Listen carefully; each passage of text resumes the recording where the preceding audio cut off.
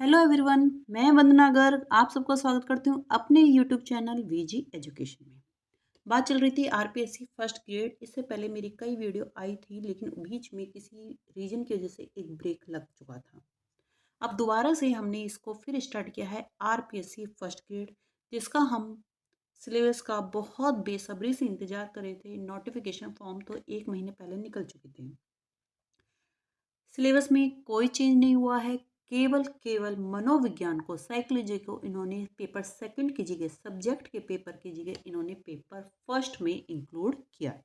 ठीक है, तो आरपीएससी फर्स्ट ग्रेड बच्चे, मैंने जो एक चैलेंज लिया है, मैंने अपनी तरफ से जो भी एक टाइम मैनेजमेंट लेके चली हूँ, तो मैं ये मानती हूँ कि कम से कम जो एक हाउस वाइफ है या फिर कोई एक एवरेज बच्चा है, कम से कम उसको 210 दिन, जो मेरे हिसाब से भी लगते हैं कम से कम 7 महीने, ठीक है, वो 7 महीने को 6 महीने में कर सकता है, आराम से कर सकता है। जब उसकी माइंड की कैपेसिटी उसकी बढ़ती चली जाएगी तो वो 6 महीने भी कर सकता है। लेकिन हाल फिलहाल जो मैंने एक हिसाब सोचा है, मैंने एक जो मन बनाया है, टारगेट सेट किया है, वो किया है 210 दिन, 7 महीने।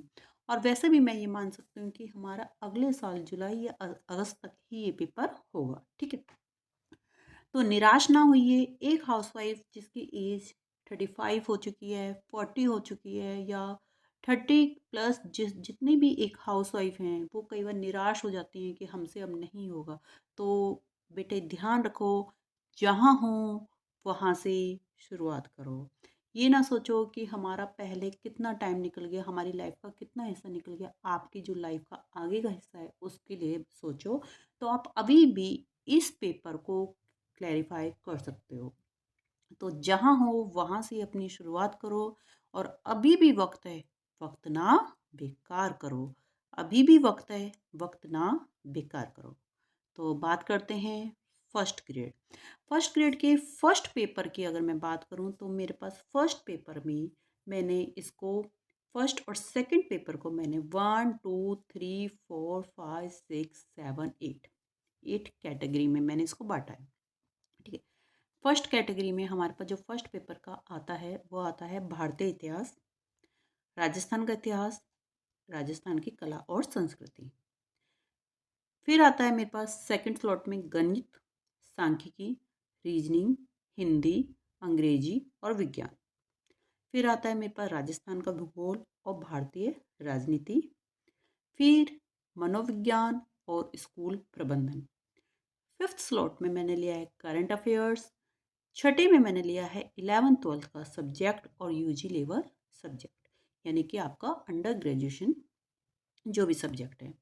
सेवन्थ में मैंने पीजी लेवल को लिया है, यानी कि आपका पोस्ट ग्रेजुएशन में जो जो आया था। और उसके बाद पैडागोजी, यानी कि शिक्षा शास्त्र, जो कि आपके साइकोलॉजी तो आपका हो गया फर्स्ट पेपर में, और पैडागोजी जो आपका थोड़ा सा पार्ट रहता है वो सब्जेक्ट में हो गया।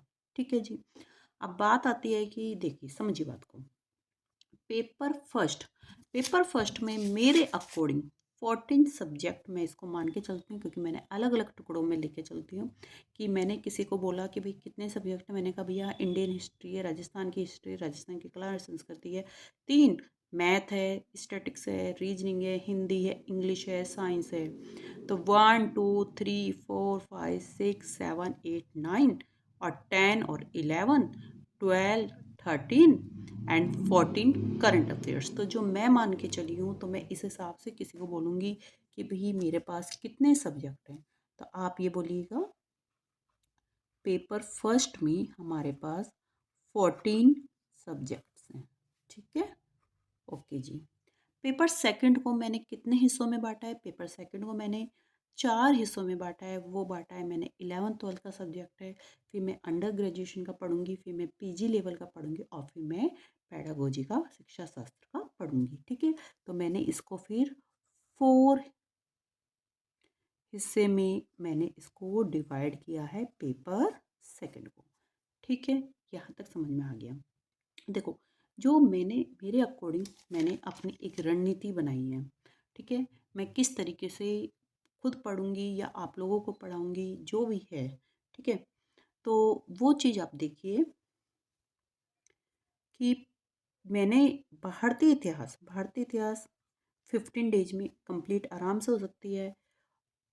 एक बात माइंडसेट ये लेके चलना कि जब आप तैयारी कर रही हो बच्चे, तो एक टाइम में एक सब्जेक्ट को तैयार करना, चाहे वो 5-6 दिन आप लगातार पढ़ो, ठीक है? ये नहीं कि आज आपने भारतीय इतिहास पढ़ लिया, कल आपने राजस्थान का इतिहास पढ़ लिया, परसों आप कहते हो राजस्थान का भूगोल। जब आप राजस्थान का भूगोल पढ़ने बैठोगे ना, तो सबको एक साथ लेके चलना और फिर आप देखिए कि आप कितनी जल्दी वो कवर होता है। मैं ये मानती हूँ क्योंकि माइंड पता है क्या, आपको ये पता होना चाहिए भैया मुझे तो राजस्थान का भूगोल ही पढ़ना है, तो दिन रात आपके दिमाग में वही मैप वर्क घुसेगा, वही चीज़ें चलेंगी। लेकिन अगर जैसे आपने आज राजस्थान का भूगोल पढ़ा, आपने वो मैप वाली चीज़ याद करी, कल आप कहते हो कि मैं तो हिंदी पढ़ने जा रहा हूँ, तो वो चीज़ आपको याद नहीं होती है, ठीक है? तो मैं अपना एक्सपीरियंस ही शेयर कर रही हूँ आपको। तो 15 दिन आपके पास भारतीय इतिहास के हैं, राजस्थान के इतिहास के लिए भी आपके पास 15 डेज कवर में आराम से हो जाएगा। राजस्थान की कला और संस्कृति वो भी आपकी 15 दिन में कवर हो जाएगी। मैथ के लिए मैंने 15 दिन दिए हैं। सांख्यिकी और रीजनिंग ये जो मैं एक साथ लेती हूँ, क्योंकि सांख्यिकी मैं ये मानती हूँ 4 दिन सफिशिएंट है, बहुत बड़ी सांख्यिकी का पार्ट नहीं है, तो इसके लिए भी मैंने 15 डेज़ को कवर किया है। हिंदी ये भी आपका 15 डेज में कंप्लीट हो जाएगा। इंग्लिश वो भी 15 डेज में। और साइंस मेरे अकॉर्डिंग थोड़ा सा टफ लग सकता है बच्चों को, 20। आप इसमें से कोई सब्जेक्ट स्किप कर सकते हो या कम पढ़ सकते हो, वो आपकी चॉइस है, उसमें कोई दिक्कत नहीं है कि भाई मैम मुझे तो साइंस कम समझ में आती है, आर्ट्स के स्टूडेंट्स को साइंस कम समझ में आती है या मैथ कम समझ में आती है, तो आप उसको स्किप करके पहले आपको करना क्या है, बिना डरे सबसे पहले आपको वो सब्जेक्ट लेने हैं कि भाई मैं तो इसमें महारथी हूँ और मुझे ये सब्जेक्ट लेना है। धीरे धीरे करते करते ना आप हर सब्जेक्ट पर अपने आप को खड़े हो जाओगे कि भाई ये भी क्यों मैं छोड़ के जाऊँ, मैं तो इसको भी कर सकता हूँ, ठीक है? राजस्थान का भूगोल है, राजस्थान के भूगोल के लिए भी मैंने आपको 20 दिन दिए हैं। भारतीय राजनीति के लिए मैंने 25 दिन दिए हैं। और उसके बाद मनोविज्ञान आपकी जो कंप्लीट हो जाएगी वो हो जाएगी आपके पास 20 डेज में। और उसके बाद स्कूल प्रबंधन वो भी आपका 20 दिन में कंप्लीट हो जाएगा, ठीक है? करंट अफेयर्स आपको डेली के 30 मिनट, या फिर क्या करना,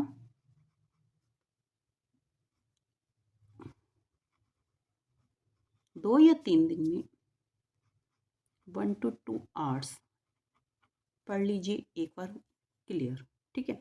और उसके बाद देखिए 11th-12th का सब्जेक्ट उसको आप दीजिए 60 दिन, यूजी लेवल को भी आप दीजिए 60 दिन, पीजी लेवल को आप दीजिए 30 दिन। एंड शिक्षा शास्त्र बहुत छोटा सा है मैंने, लेकिन फिर भी बहुत मैक्सिमम अमाउंट दे दिया है कि आराम से पढ़ लीजिए, कोई दिक्कत नहीं है, 30 दिन, ठीक है? तो अब आप समझिए कि मैं आपसे क्या कहना चाह रही हूँ।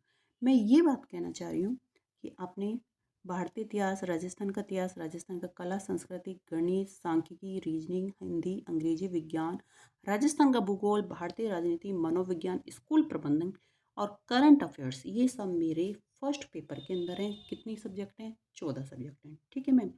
ठीक है बच्चे, तो मुझे ये बात समझ में आ गया, ठीक है?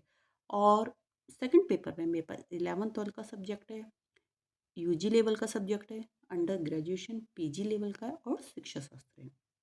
क्लियर बात?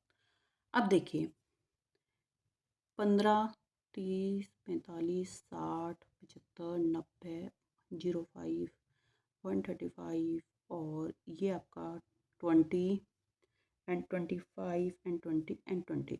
अगर आप टोटल डेज अगर आप काउंट करते हैं तो देखिए फर्स्ट पेपर के लिए सारे दिन आप काउंट करेंगे तो फर्स्ट पेपर के मेरे बनते हैं 2 10 डेज, जिसको आप अगर लगातार पढ़ेंगे तो आराम से कंप्लीट हो जाएगा, ठीक है बच्चे? ठीक है, जिसमें करंट अफेयर्स ये अलग है, जिसको आपको देना है 30 मिनट्स, या फिर आपको 1 to 2 आवर्स 1 या 2 दिन के अंदर बैठ के देना है। क्लियर? ठीक है। फिर आप देखिए सेकंड पेपर, सब्जेक्ट की हम बात करते हैं तो ये देखिए 60, 60, 30 और 30 मिलके बन गए ये बच्चे 180 दिन। और आप बहुत ही आराम से करेंगे तब भी आपका कोर्स कंप्लीट हो जाएगा। ठीक है, ये तो बात हुई कि मैम इतने टाइम में तो मेरा कोर्स ही कंप्लीट होगा, मैं रिवीजन कब करूँगा। देखो, रिवीजन का सबसे अच्छा एक तरीका मैं आपको बताती हूँ करना क्या है। रिवीजन के लिए आप स्पेशल टाइम अपना मत निकालिएगा, क्योंकि फिर आप कहोगे मैम मुझे तो इतने दिन और चाहिए। करना क्या है, आज जो आपने पढ़ा कल उसको आप एक बार रिवाइज कीजिए। तो आपने जो आज पढ़ा कल वो 1 घंटे में या आधे घंटे में आपका बिल्कुल फ्री हो जाएगा। जब आप कुछ भी काम करो, किचन का काम करो या आप कहीं पे भी जा रहे हो, तो उस टाइम तक आपका ही फ्री हो जाएगा। ठीक, ओके। तो रिवीजन तो आप लगातार डे बाय डे करते चले जाइए। आप एक और शुरुआत करने की कोशिश कीजिए। आपका स्टेमिना, आपकी सिटिंग पावर, मैं प्रॉमिस करती हूँ कि आप one by one, day by day आप इसको बहुत बहुत इम्प्रूव करते जाएंगे। ठीक है। सेकंड चीज़ कि प्लीज़, कई हाउसवाइफ पूरे टाइम मोटिवेशन वीडियो देखने में ही अपने टाइम को वेस्ट कर देती हैं और फिर वो कुछ नहीं कर पाती। वो कहती हैं कि हमारा टाइम नहीं मिल रहा। आप अपने टाइम को मैनेज करके चलिए। आपको करना कुछ नहीं है। पेपर 1 के लिए भी आप क्या देना, फर्स्ट पेपर के लिए और सेकंड पेपर के लिए यदि आप दोनों के लिए 3 आवर्स, फर्स्ट पेपर के लिए भी आप 3 आवर्स देते हैं प्लस सेकंड पेपर के लिए भी आप 3 आवर्स देते हैं, यानी कि डेली के आप 6 आवर्स निकालते हैं। और 6 आवर्स आप आराम से निकाल सकते हो। अगर 6 आवर्स आप निकालते हैं तो मैं ये कहती हूँ कि आपका ये पेपर बिल्कुल कोई भी इसको तोड़ने से, कोई भी इसको निकालने से नहीं रोक सकता। ठीक है। अब आपको मैम आपने डे बता दिए, आपने सब्जेक्ट बता दिए, आपने एक प्लान बता दिए कि भाई इतने दिन में हम कर सकते हैं, पर हमें फिर भी पढ़ना किस हिसाब से। देखो, पढ़ना किस हिसाब से, क्लियर। आपको अगले दिन की तैयारी पहले से सोच के चलिए कि मुझे पढ़ना क्या है, ताकि आप अगले दिन को मत वेस्ट कीजिए। वो रात की आपकी प्लानिंग होगी कि अगले दिन मुझे आज ये करना है। आपकी 1 साल तक यानी कि 210 दिन तक आपकी फर्स्ट प्रायोरिटी ये होगी कि मुझे ये काम करना है। उसमें फिर आपको किसी प्रकार का कोई एक्सक्यूज़ नहीं, कोई कुछ नहीं, और ना ही कोई आपसे ये पूछेगा कि अच्छा जी आपके पास सीटें कम थी, आपके पास, अच्छा आपके पास घर का काम था। देखो, जब आप तैयारी करने बैठे हो तो कोई आपका फ्यूचर में कुछ नहीं पूछने वाला, कोई एक्सक्यूज़ नहीं पूछने वाला, कोई हमारे दर्द को नहीं पूछने वाला। बस आप, अगर आपको तैयारी करने का मन है, आपने मन बनाया है, तो उसमें 100% देना आपका ही दायित्व है। ठीक है। कोई आपको नहीं कहेगा कि आप उठो और आप पढ़ लो। यदि आपने मन बनाया तो आपको उठना भी है और आपको पढ़ना भी है। क्लियर। ठीक है। अब आती है कि आपको करना कैसे। देखो, सिंपल से एक तरीका मैं बताती हूँ। सब्जेक्ट आपने ले लिया, सबसे पहले आपने 11th-12th का सब्जेक्ट ले लिया। ठीक है। 11th-12th के सब्जेक्ट में 11th-12th का सब्जेक्ट ले लिया। उसमें आपको क्या करना है, आपको पहले एक बार सनसनी नज़र से आपके सिलेबस को देखना है, उसके पॉइंट देखना है, और आपको ये मान के चलना है भाई मुझे 60 दिन में चलना है। या तो आप किसी कोचिंग का सहारा ले लो। अगर आप कोचिंग का सहारा लेते हो तो भाई आप उस प्लानिंग के हिसाब से चलो कि मुझे एक दिन में 2 या 3 वीडियो देखनी है, फटाफट फटाफट, थोड़ी सी स्पीड बढ़ा के देखनी है। ठीक है। या आप खुद कर रहे हो तो आप 11th-12th की एनसीईआरटी और आरबीएससी की अगर बुक है तो आप उसी के थ्रू चलिए और आपका पेपर बिल्कुल क्लियर हो जाएगा। और दूसरी बात, आप एक गाइड मंगा के चलिए। अब जैसे आप 11th-12th के सब्जेक्ट की बात करें तो आपके पास गाइड केवल एक 11th-12th की होनी चाहिए। ये नहीं कि आप यूजी लेवल भी वहीं पढ़िए और आप पागलों की तरह से पढ़ना चाह रहे हो 11th-12th, तैयारी कर रहे हो इस टाइम, और फिर यूजी लेवल में आप दिमाग लगा रहे हो। अच्छा ये क्वेश्चन तो यहाँ ऐसे आया, क्यों आया भाई, क्यों देखना मुझे, मेरे को तो बस इतना सा ध्यान है कि मेरा 11th-12th का सब्जेक्ट आ रहा है, मैं 2 महीने इसी पे फोकस करूँगी। ठीक है। इसी तरीके से फर्स्ट पेपर में आपने एक चीज़ ले ली, आपने ले ली मान लीजिए भारतीय इतिहास ले लिया। ठीक है जी। भारतीय इतिहास, तो भैया मुझे तो 15 दिन भारतीय इतिहास पे ध्यान देना। हो सकता है मैं जब आप एकदम लगातार पढ़ोगे ना, तो मैं कहती हूँ कि हो सकता है 15 की जगह 10 दिन हो जाए, पहली बात। दूसरी बात, आपको क्या ध्यान देना है, आपको ये ध्यान देना है कि मुझे भारतीय इतिहास, तो भारतीय इतिहास से रिलेटेड ही मेरे पास बुक पढ़ी होनी चाहिए, उसी के नोट्स होने चाहिए और मैं उसी की वीडियो होनी चाहिए। यदि आपको यूट्यूब से तैयारी करनी है तो किसी एक टीचर की यूट्यूब की वीडियो को पकड़ लीजिए। ये नहीं कि आज इस टीचर की, आज उस टीचर की, लेकिन प्रीवियस ईयर के क्वेश्चंस ज़रूर लगाते चलिए। लेकिन जैसा आज भारतीय इतिहास कर रहे हो ना, तो भारतीय इतिहास के ही प्रीवियस ईयर के क्वेश्चन देखिए। ये नहीं कि आप विज्ञान के देख रहे हो, तो फिर तो बेकार है भैया आपका, तो फिर इस टाइम मैनेजमेंट में आपका नहीं होगा। ठीक है, तो इस वीडियो में इतना ही, मिलते हैं अगली वीडियो में। तब तक के लिए bye bye, take care, have a nice day. और अपनी तैयारियों को बिल्कुल बिल्कुल निरंतरता रखिए, स्किप मत कीजिए। जिन महिलाओं ने सोचा है कि हमें ये पेपर देना है, तो बिल्कुल दीजिए, डरिए नहीं। आपके साथ अब पूरा यूट्यूब का परिवार है।